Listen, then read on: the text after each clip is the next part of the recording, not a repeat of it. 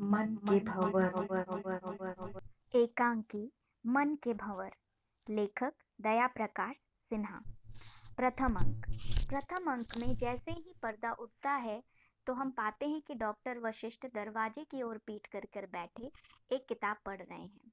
तभी वहां पूनम नाम की एक मनोरोगी का प्रवेश होता है जो कि काफी डिप्रेशन में है। डॉक्टर आत्मीयता के साथ उसकी काउंसलिंग करने का प्रयास कर रहे होते हैं। तभी वहां उनकी पत्नी छाया का प्रवेश होता है। छाया बाहर से सामान खरीदकर घर लौट रही होती है। डॉक्टर वशिष्ठ काउंसलिंग के द्वारा पूनम के मनोविकार को दूर करते हैं और उसे वापस भेज देते हैं। उसके बाद उनका अपनी पत्नी छाया से मनोरोगी पूनम और दूसरी बातों को लेकर बहस होता है। छाया के पिता बहुत अमीर थे और डॉक्टर वशिष्ठ उसे वह सुख नहीं दे पा रहे थे जो उसे अपने पिता के घर मिलता था। वह डॉक्टर से बहुत नाराज और कुंठित थी। कुंठा में उसने डॉक्टर वशिष्ठ के माँ से भी अपशब्द कहे, जिससे डॉक्टर वशिष्ठ क्रोधित हो गए और उसे डांट भी दिया। वह कमरे में अकेले रो रही थी। तभी देवेंद्र का प्रवेश हुआ जो कि उसके कॉलेज का मित्र था और एक फिल्म एक्टर था। देवेंद्र अपने कॉलेज में सुमित्रा नाम की लड़की से प्यार करता था और उससे शादी करना चाहता था, पर सुमित्रा को किसी सरकारी अफसर से शादी करना था। देवेंद्र तो एक फिल्म एक्टर था, इसलिए सुमित्रा ने उसे छोड़ दिया। छाया देवेंद्र के विनोदपूर्ण व्यक्तित्व से बहुत प्रभावित हुई और उससे बात करके उसे बहुत अच्छा और हल्का अनुभव हुआ। बातचीत के दौरान डॉक्टर वशिष्ठ का प्रवेश होता है और देवेंद्र उन्हें अपना परिचय देकर वहां से चला जाता है। आइए पढ़ते हैं पहला अंक। प्रथम अंक। एक साधारण चौकोर कमरा जिसमें दो दरवाजे। बाईं ओर का दरवाजा मकान के बाहर खुलता है और दाईं ओर का दरवाजा घर के अन्य कमरों में। यह कमरा ड्राइंग, स्टडी और क्लिनिक तीनों ही काम आता है। पीछे की दीवार के सहारे अलमारियां खड़ी हैं जिसमें मोटी मोटी किताबें रखी हैं। बीच कमरे में एक मेज रखी है और उसके पहले ही एक ऑफिस कुर्सी पड़ी है। कमरे में एक दो कुर्सियां इधर उधर और पड़ी हैं। पर्दा खुलने पर डॉक्टर बाहर की के दरवाजे की ओर पीठ किए मेज पर टिका बैठा किताब पढ़ता दिखाई देता है। तभी बाहर के दरवाजे में पूनम का तेजी से प्रवेश। पूनम 17-18 साल की लड़की है, दुबली और गोरी, चाल में ढीठ बचपन सा। इस समय वह गुस्से में है और नाराज बच्चों की तरह पैर धरती पर पटकती है। पूनम उलाहना से, डॉक्टर! डॉक्टर पूनम की ओर घूमकर आश्चर्य से, पूनम? फिर आत्मीयता से, आओ आओ। पूनम द्वार से ही गर्दन को झटका देते हुए, नहीं। डॉक्टर, क्या बात है, बड़ी नाराज दिख रही हो। पूनम चुप रहती है। बताओ ना, क्या बात है। पूनम, हम नहीं बताते। डॉक्टर हंसकर, क्यों, क्या हमसे नाराज हो। पूनम, नहीं। डॉक्टर, तब हमसे क्यों नहीं बताती, हमसे बताओ क्या हुआ। पूनम, हम नहीं बताते। डॉक्टर हंसकर, अच्छा ना बताओ, तुम्हारी इच्छा, मगर बैठ तो जाओ। कुर्सी उसकी ओर बढ़ाता है। पूनम, हम नहीं बैठते। डॉक्टर, क्यों, क्या खड़ी ही रहोगी। नहीं, तुमको बैठना पड़ेगा। चलो चलो बैठो। बांह पकड़कर कुर्सी पर बैठा देता है। पूनम कुर्सी पर बैठकर, हम नहीं बैठते। इस पर डॉक्टर मुस्कुराता है। डॉक्टर, हाँ, अब बताओ क्या बात है। पूनम, हम नहीं बताते। डॉक्टर, तुम क्या नहीं बताती। पूनम, कुछ नहीं। डॉक्टर, नहीं, कुछ तो है जो तुम नहीं बताना चाहती। अच्छा बताओ तो सही, तुम क्या नहीं बताओगी। पूनम, यही कि सब हमारे दुश्मन हैं। डॉक्टर, सब तुम्हारे दुश्मन हैं। पूनम, हाँ, सब सब सब, इसलिए कल रात भर सोई नहीं। डॉक्टर, रात भर सोई नहीं, मुस्कुराकर, क्या करती रही। पूनम, मरने की तरकीबें सोचती रही। डॉक्टर, मरने की तरकीबें। पूनम, आत्महत्या करने की सोचती रही। ये देखो, मैंने अपने हाथ की नस काटनी चाहिए थी, कलाई दिखाते हुए। डॉक्टर हाथ पकड़कर, मैंने तुमसे आत्महत्या करने के बारे में सोचने को भी मना किया था ना? पूनम बच्चे की तरह सिर हिलाकर स्वीकार करती है। फिर क्यों सोचती रही? पूनम उत्तर नहीं देती। बताओ बताओ, क्या सोचती रही? पूनम, मैं क्या करती, दिमाग में जो आया उसके लिए मैं क्या करूं? डॉक्टर, दिमाग में यह आया ही क्यों? पूनम, क्योंकि सब हमारे दुश्मन है, सब चाहते हैं कि मैं मर जाऊं। डॉक्टर, कौन चाहता है कि तुम मर जाओ? कोई नहीं चाहता। पूनम, सब चाहते हैं, सब सब, हाँ सब। डॉक्टर, नहीं, सोचकर, अच्छा बताओ पूनम, मैं चाहता हूं कि तुम मर जाओ? पूनम उत्तर नहीं देती, सर झुकाकर बैठी रहती है। बोलो, क्या मैं चाहता हूं कि तुम मर जाओ? पूनम गर्दन हिलाकर डॉक्टर की ओर देखती है, फिर सिर झुकाकर, नहीं, लेकिन और सब चाहते हैं। डॉक्टर अपनी सफलता पर मुस्कुराकर, मैं नहीं, और सब। एक क्षण सोचकर अलमारी से बड़ा सा गुड्डा निकालकर, अच्छा बताओ पूनम, क्या यह गुड्डा चाहता है कि तुम मर जाओ? पूनम एकदम हाथ बढ़ाकर गुड्डे को ले लेती है और उसे बच्चे की तरह सीने से लगाकर, नहीं।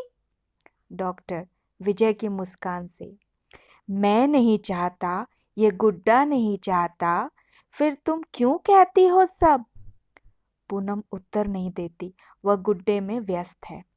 देखो, यह बात तो गलत है ना कि सब लोग चाहते हैं, मैं नहीं चाहता, ये गुड्डा नहीं चाहता, तब सबकी बात तो गलत हुई। बोलो, गलत हुई ना? पूनम उत्तर नहीं देती, लाड से गुड्डे को बाहों में हिलाती है। सब लोग नहीं, कुछ लोग, तुम कह सकती हो। पूनम, कुछ ही लोग सही। डॉक्टर, हाँ, यह बात ठीक है, सब नहीं, कुछ लोग। लेकिन यह तो सोचो कि कुछ लोगों के कहने पर तुम मर क्यों जाना चाहती हो? पूनम, वे चाहते हैं। डॉक्टर बात काटते हुए, और कुछ लोग नहीं भी तो चाहते। देखो, यूं समझो, कुछ लोग चाहते हैं कि तुम मर जाओ और कुछ लोग नहीं चाहते कि तुम मरो। तुमने सिर्फ एक की ही बात क्यों मानी? दूसरे की बात क्यों नहीं मानी? पूनम अनुत्तरित बैठी रहती है। तुम्हें दोनों की बात माननी चाहिए। हम लोग नहीं चाहते, इसलिए तुम्हें इस तरह अपनी नस नहीं काटनी चाहिए। पूनम, इसलिए तो नहीं काटी। डॉक्टर, क्या? पूनम, डॉक्टर, जब मैं नस काटने लगी तब तुम्हारा ध्यान आ गया और तभी मैं रुक गई, फिर बड़े जोर का दर्द होने लगा। डॉक्टर मुस्कुराकर, अच्छा, यह तो बताओ क्या बात थी? पूनम, कल माँ नाराज होकर कह रही थी कि मर भी तो नहीं जाती है। डॉक्टर, कहने दो उसे, किसी के कहने से कोई नहीं मर जाता, कोई लाख चाहा करे, बहादुर लोग हमेशा जीते रहते हैं। अच्छा हटाओ इसे, पूनम का ध्यान बटाने के लिए। यह गुड्डा कैसा है? अच्छा है? पूनम स्वीकारात्मक सिर हिलाती है। पूनम से गुड्डा लेकर, देखो तो पूनम, यह गुड्डा कैसा गोल मटोल पहलवान सा है? गुड्डे से, कहिए पहलवान साहब, आइए कुश्ती लड़िएगा? नहीं, यह सिपाही बनेगा, left right left right left right. Poonam, हमारे पास भी ऐसा ही गुड्डा था।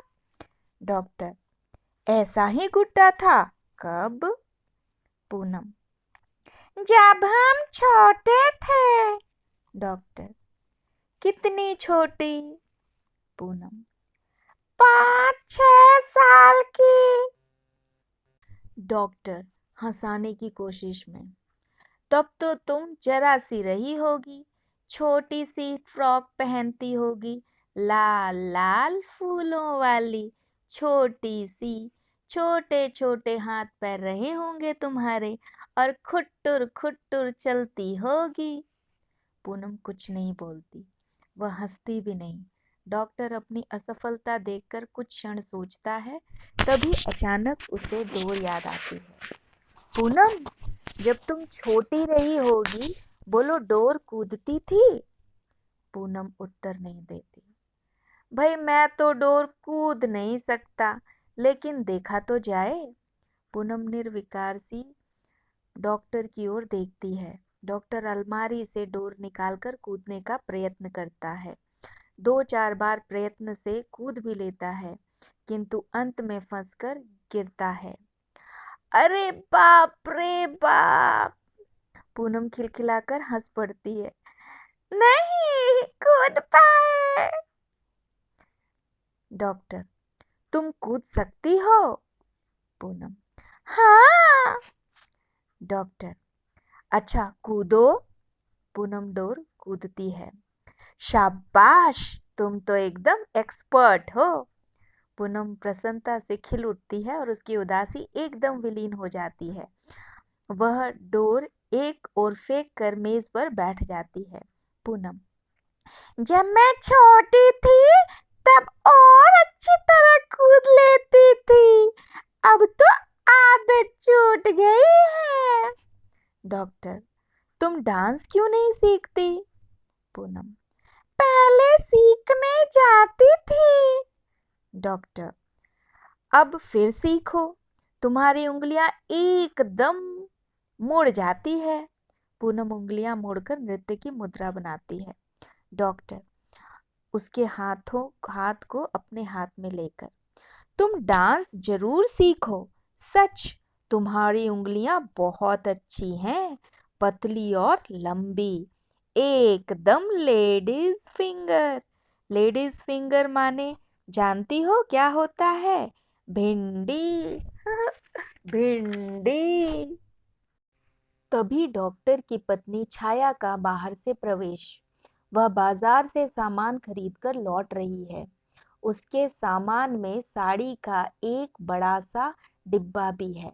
छाया, मेरे साइकोलॉजिस्ट महाशय, मुझे भिंडी की तरकारी बहुत पसंद है। घर के अंदर चली जाती है। पूनम, वह क्या कह रही थी? डॉक्टर चौंक कर पूनम की ओर देखता है।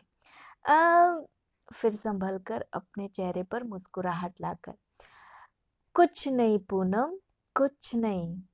पूनम उत्साह से, एक बार की बात सुनो डॉक्टर, जब मैं छोटी थी, कोई 4-5 साल की रही होंगी, तब मेरा बड़ा भाई दीपक पढ़ता था।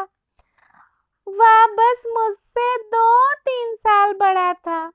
मैं उससे बिल्कुल नहीं डरती थी। हाँ, बिल्कुल नहीं। तो वह जहाँ पढ़ रहा था, वहीं मैं एक दिन घूंघर बजाकर नाचने लगी। उसने मना किया कि वह पढ़ रहा है, लेकिन मैं नहीं मानी। इस पर वह खूब बिगड़ा, गुस्से में मुझ पर चिल्लाने लगा। तभी उसके गाल पर एक कीड़ा बैठ गया। गुस्से में तो वो था ही, सो उसे कीड़े पर भी गुस्सा आया। उसने कीड़े पर थप्पड़ मारा। कीड़ा तो उड़ गया और थप्पड़ जनाब के गाल पर पड़ा। बच्चे की तरह खिलखिलाकर हंसती है। डॉक्टर भी हंसी में योग देता है। डॉक्टर, चलो पूनम, तुम्हें बाहर स्कूटर दिलवा दूं, तुम घर जाओ। डॉक्टर पूनम को लेकर बाहर जाता है। भीतर से छाया प्रवेश करती है। उसके पास साड़ी का डिब्बा है। डिब्बे से साड़ी निकालकर देखती है। तभी माँ की भीतर से आवाज, बहू जरा यहाँ तो आना। छाया, आई। अपने आप से, ये बुढ़िया तो जब देखो तब बहू बहू लगाए रहती है। साड़ी को मेज पर छोड़कर भीतर चली जाती है। बाकी का अगले